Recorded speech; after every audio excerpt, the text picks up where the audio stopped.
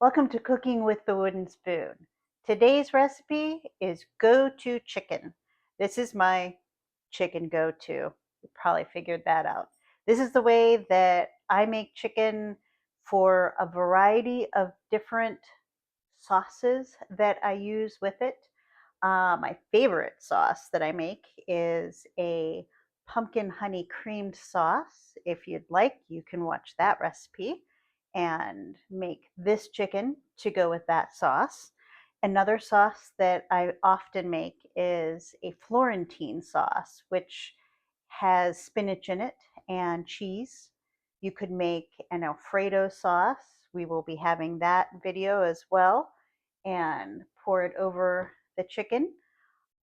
One of my family favorite is a peach cream chicken sauce, which we will also be making together. So you have that to look forward to. But I figured what we should start with is our base. Chicken is very versatile. You can have it uh, in tacos. You could have it plain. Uh, that you could do anything with it. I love chicken. Chicken is probably the meat that I use the most and that I like the most. I don't feel guilty eating it because it's a really lean and healthy protein and it tastes delicious. So, for today, we have our mise en place set. We need eggs, a cup of flour, rosemary and thyme, salt and pepper, and chicken. Easy, right? Not a whole lot of extra ingredients and not a whole lot of fuss. This is a recipe that comes together from start to finish in 20 minutes or less. So, weeknight, meal after work, perfect. The way that I do my chicken starts with the day that I get back from the grocery store. I come home from the grocery store, I cut all of the chicken the way that I'm going to need it for the week. Of course, that means that before I go to the grocery store, I have to know what I'm going to use the chicken for, but I usually do. You can see on the fridge, I have a little white card. I do meal planning every single week. I have done that forever. My kids can attest. I don't know if they can remember a time that I didn't have a menu on the refrigerator. It just makes you more organized and you eat home way more. You go out to eat less if you have a plan for what you're going to eat every week. So, when you can make awesome chicken like this, you're not going to need to go out to eat because you're going to want to stay home and have this chicken made in a variety of ways all the time. This chicken, when we came home from the store, we simply trimmed it and we used this handy mallet and we pounded it out to be about half an inch thick. Some people like their chicken to be thinner. I like mine to be about a half of an inch. So, as with most of cooking, it's what you want. What do you like? Do you like your chicken thick? Keep your chicken thick. Do you like really thin chicken? Pound it out more. It's a good way before the work week to work on your aggressions. Maybe Monday morning at work, you're a happier person if you have pounded your chicken for the week. So, the first thing that we are going to do is we are going to take a couple eggs and we're going to break them and put them in a shallow dish. We get eggs from a friend of ours and they're all different sizes. I look like I'm going to juggle, but I'm not, especially not with eggs. But our eggs are all different sizes. I like to use the teeny tiny eggs for my chicken because when I eat, I write down what I eat for every meal, and I know that this is more like what I'm going to write down for my food tracking. So, for this, we're going to use 2 of our absolutely cute little farm fresh eggs. put them in a shallow dish and beat them with a fork.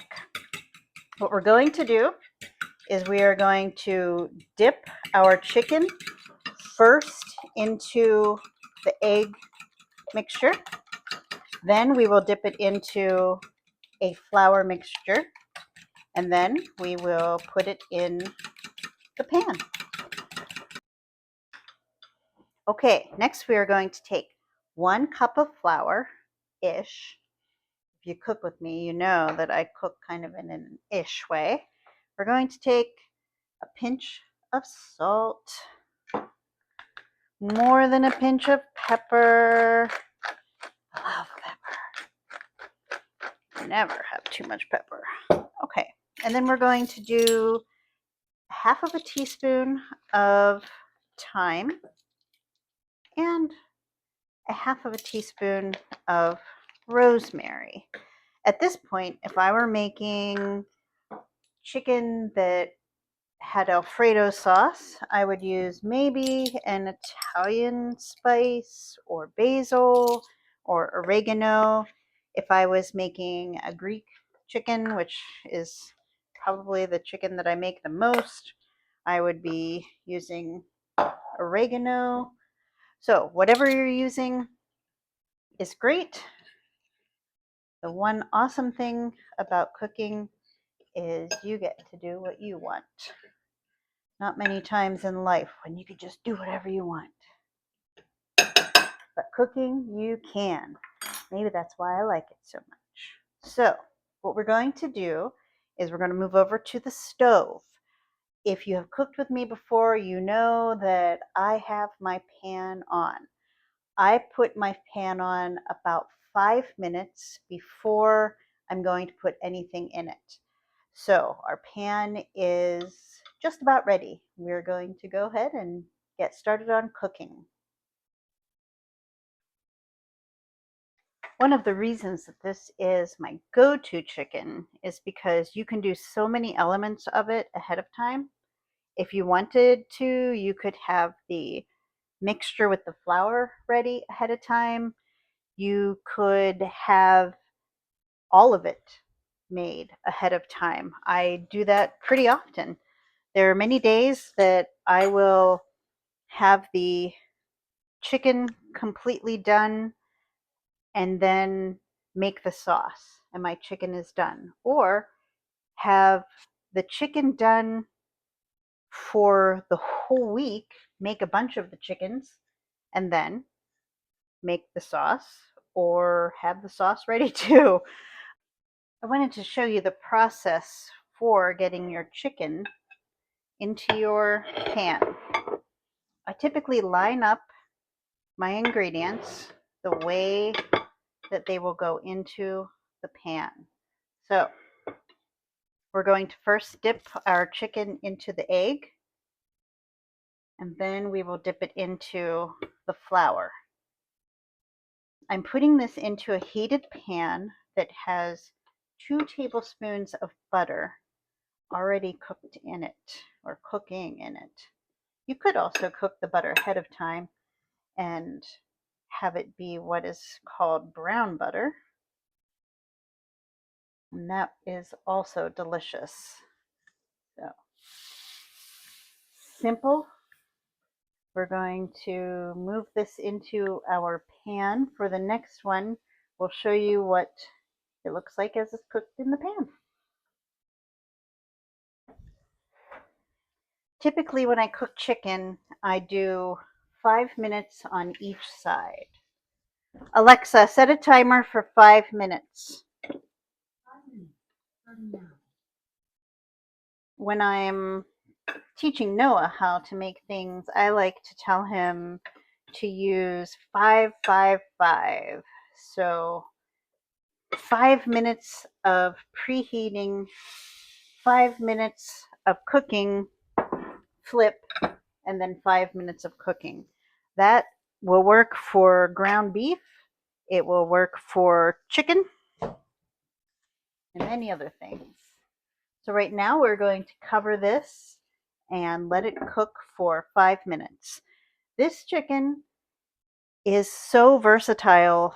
And one of the reasons that I think it's my go-to chicken is because I can actually make this on the weekend and have it sitting in the refrigerator, pull it out, and it tastes just as delicious as if I made it that day.